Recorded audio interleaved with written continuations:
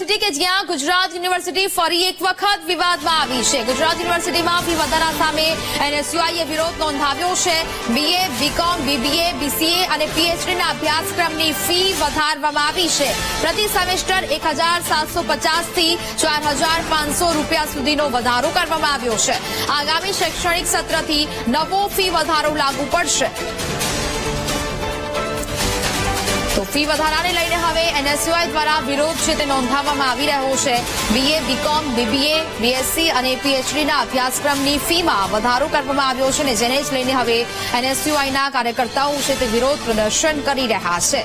પ્રતિ સેમેસ્ટર 1,750 થી 4,500 રૂપિયા સુધીનો વધારો કરવામાં આવતા હવે વિદ્યાર્થીઓ પણ રોષે ભરાયા છે અને જેને જ લઈને એનએસયુઆઈના કાર્યકર્તાઓ પણ હાલ તો ગુજરાત યુનિવર્સિટી ખાતે વિરોધ કરવા માટે પહોંચ્યા છે। આગામી શૈક્ષણિક સત્રથી આ નવો ફી વધારો લાગુ પડવાનો છે।